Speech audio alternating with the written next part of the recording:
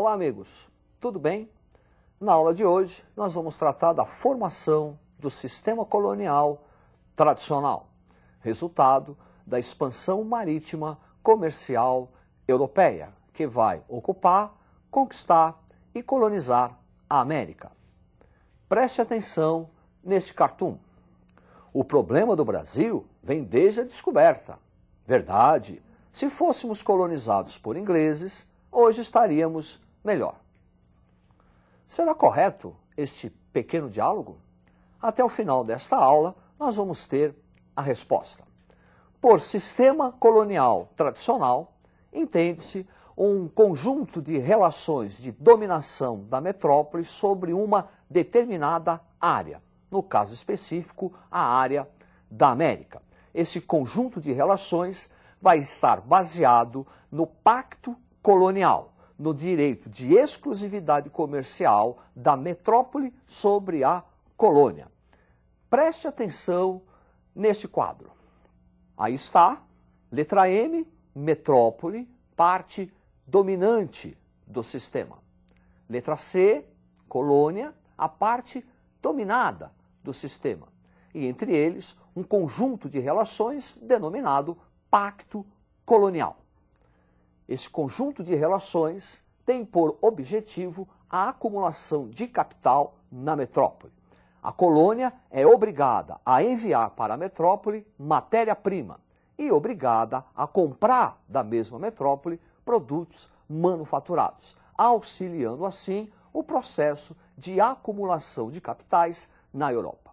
Mas quando falamos de colônias, nem todas as colônias aqui na América foram idênticas.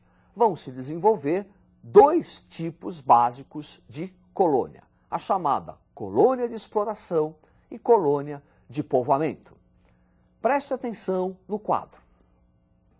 Colônia de povoamento, motivos político-religiosos, economia dinâmica. Quando falamos de uma área de povoamento aqui na América, estamos nos referindo a um processo de ocupação cuja motivação inicial não fora econômica, fora política. O século XVI na Europa é um século de perseguições religiosas, é a época da Reforma, contra-reforma.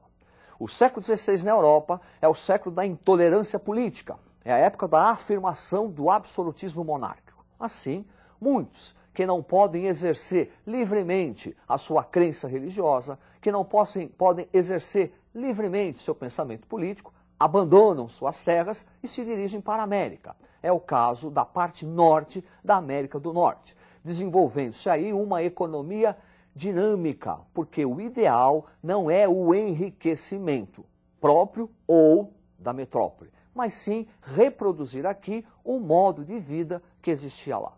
Diferentemente, será uma área de colônia de exploração. Preste atenção no quadro. Colônia de exploração, os motivos são econômicos e a economia é extrovertida.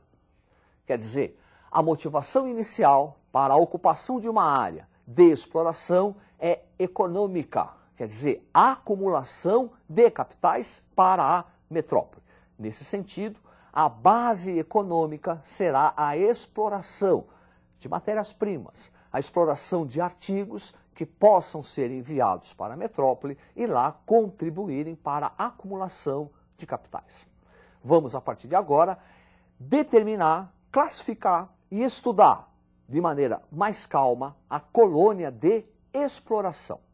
Preste atenção no quadro. Colônia de exploração, aspecto, economia complementar e plantation, latifúndio, monocultor e escravocrata. Por que complementar?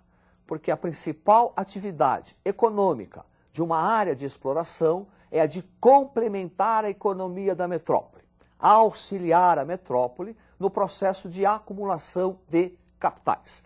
Nesse sentido, a economia na área de exploração será altamente especializada, dedicar-se a determinados produtos que vão contribuir para a acumulação de capitais na metrópole.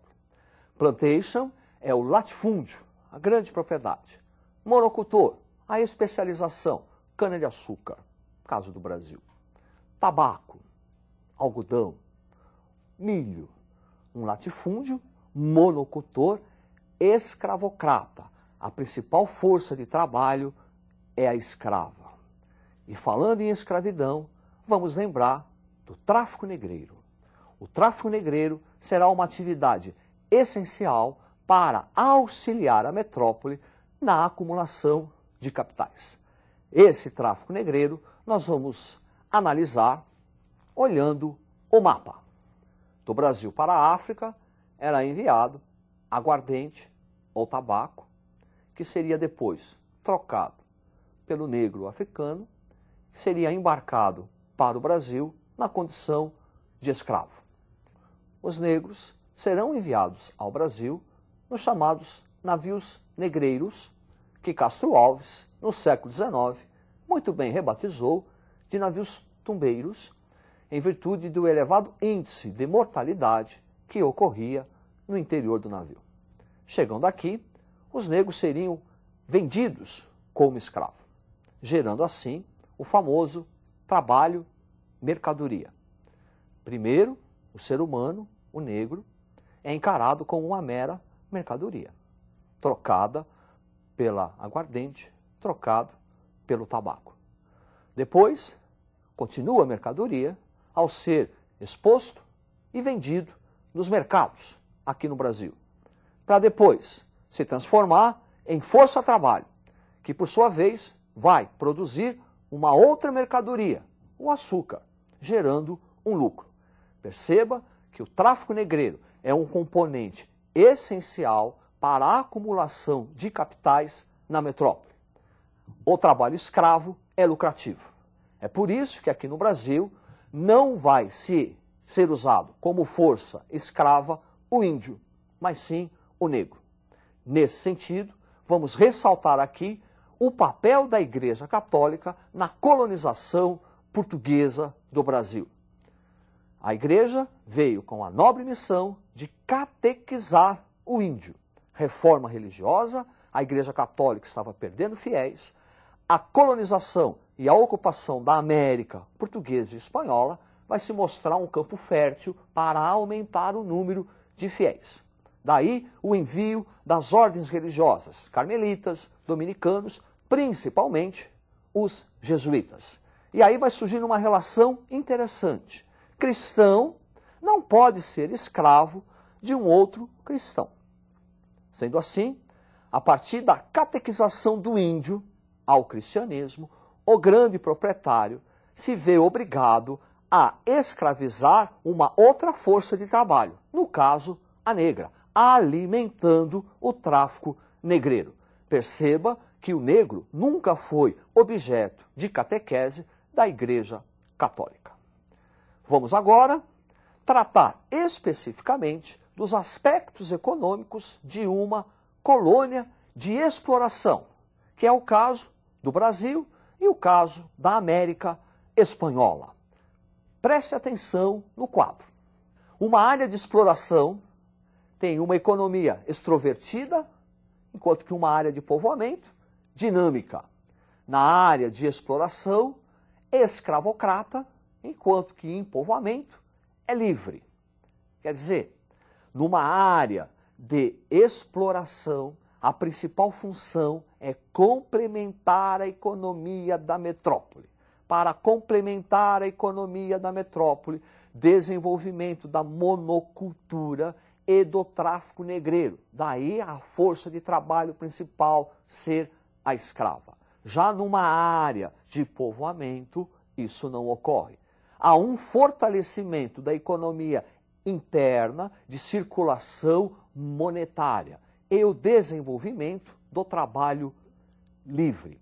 Ainda há um outro aspecto interessante. Retomando o quadro, área de exploração, clima tropical, área de povoamento, clima temperado.